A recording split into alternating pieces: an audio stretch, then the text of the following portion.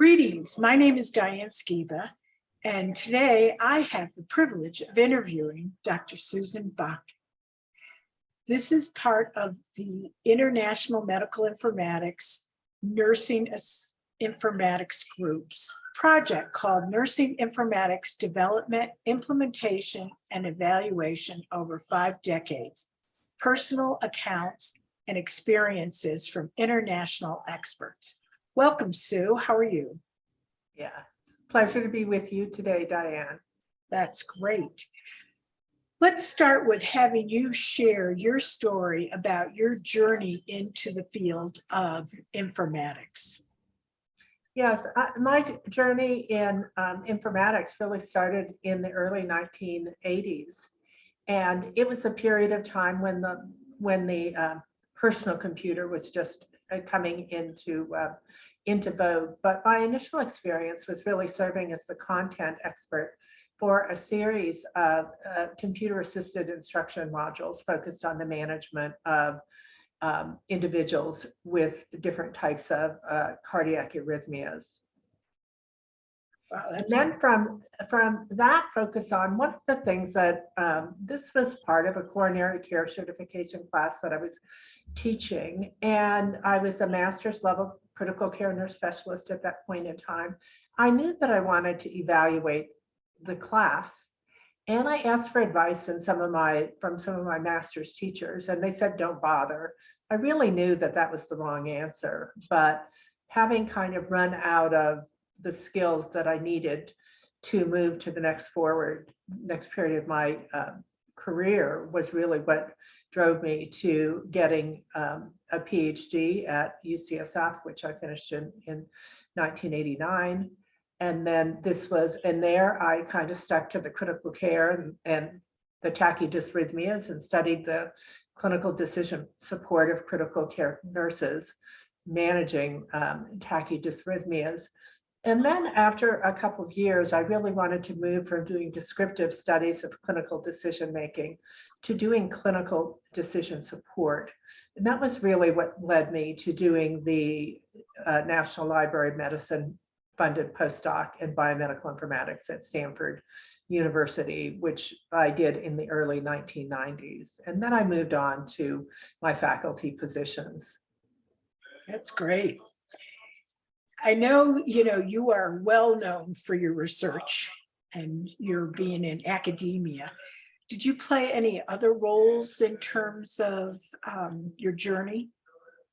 Well, most certainly, in addition to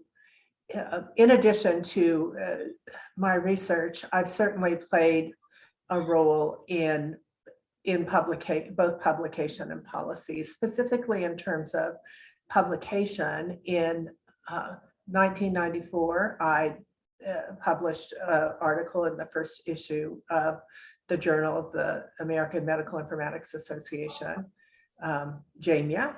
And then through the years, I moved through the ranks and became its editor-in-chief in 2019. So that journey took 25 years. And I am the first non-physician editor of JAMIA, and I take the responsibility of leading that journal very seriously. That's great. So has there been anyone that's really inspired you or mentored you in the field?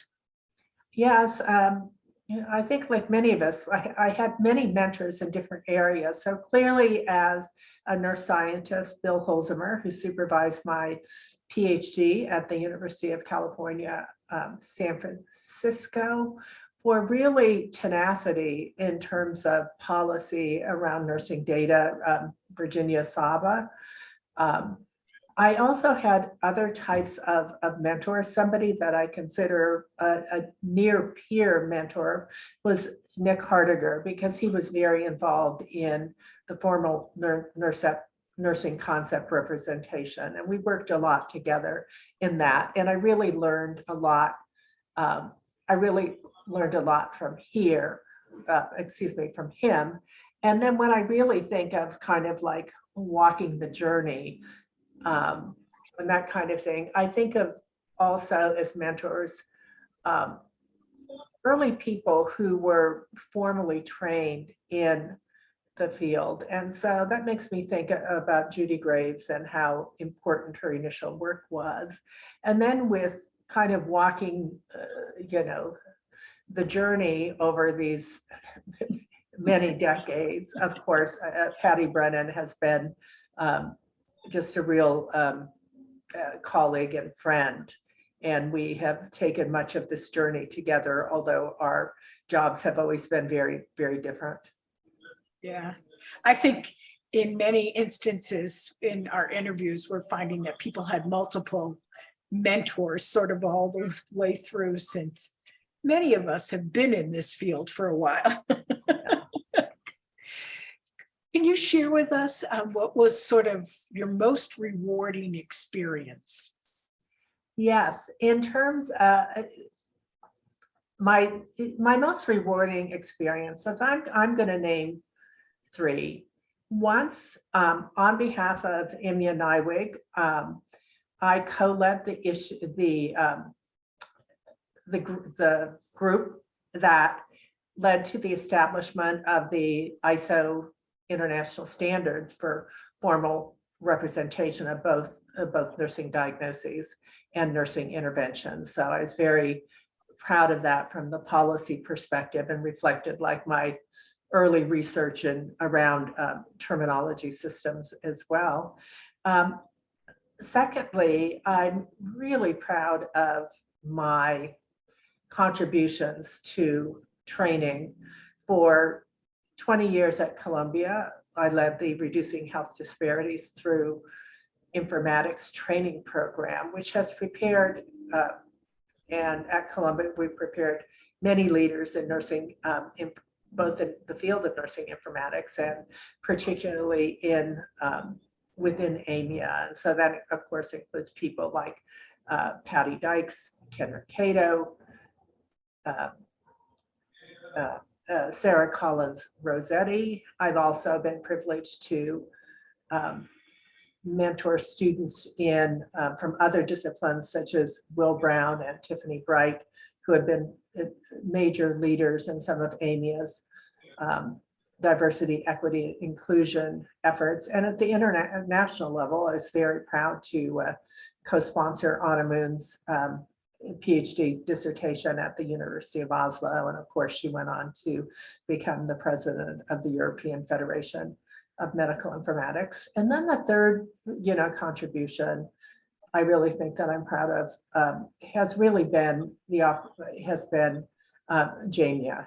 And one of the things that I took on when I became the editor-in-chief was really to what I felt a couple of things. One was to really have the journal focus on consequential health problems, not just on incremental methodological improvement. And I really wanted to have the journal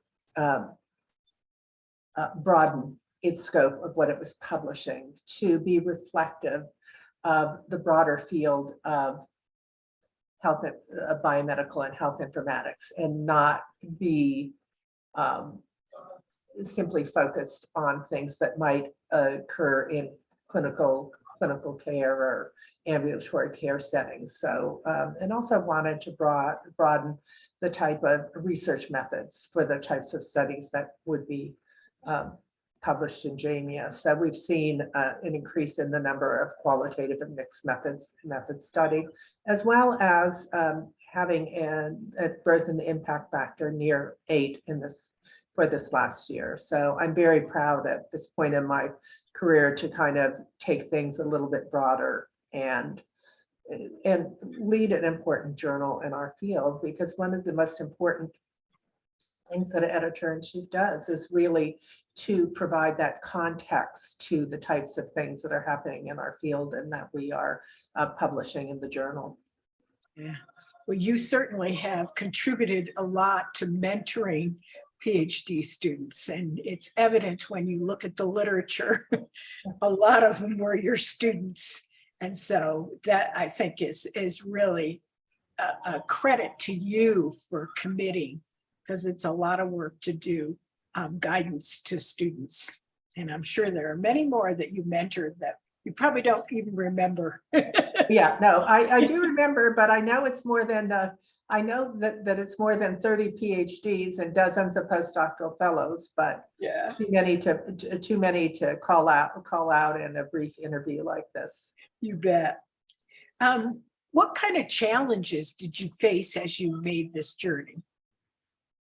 Yes, I think, often the challenges are really generational. And so I think for the nurses of my generation, at the time I was doing my PhD, it really was a time in which the top schools of nursing were really moving their programs to being focused on clinical phenomena.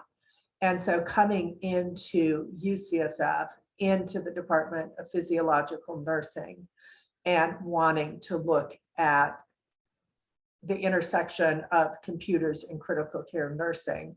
They did admit me, but in certain ways they didn't know quite what to do with me. But luckily, I had a strong mentor in Bill Holzheimer who really helped me navigate through the program. Yeah. And then also afterwards is, of course, as academic in a top ranked research institution, it's important to get grants. And so it's really was, figuring out how to package the kinds of things I was interested in from an informatics perspective into something that would be fundable at the National Institutes of Health. And so that was very important in having it very tied to important clinical problems over the years. Yeah.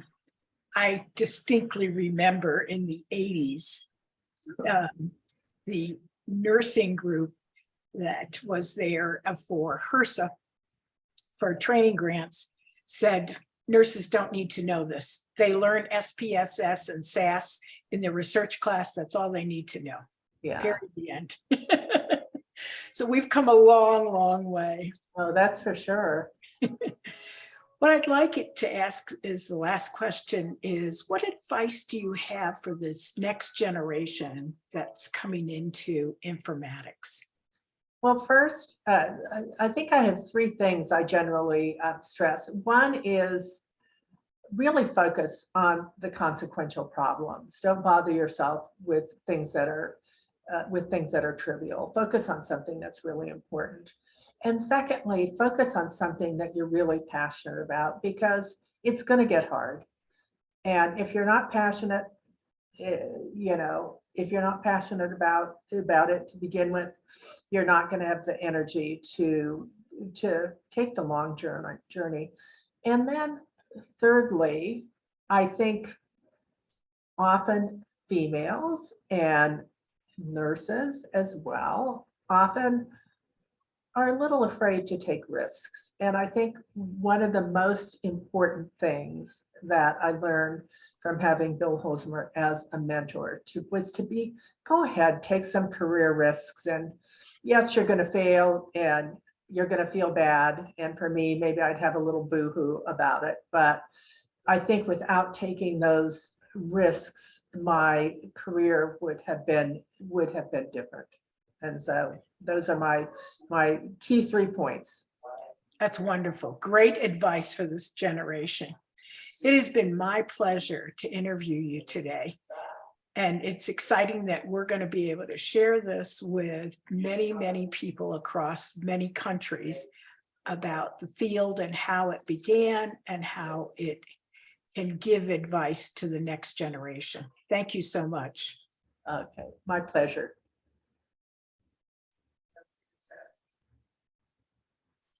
Okay.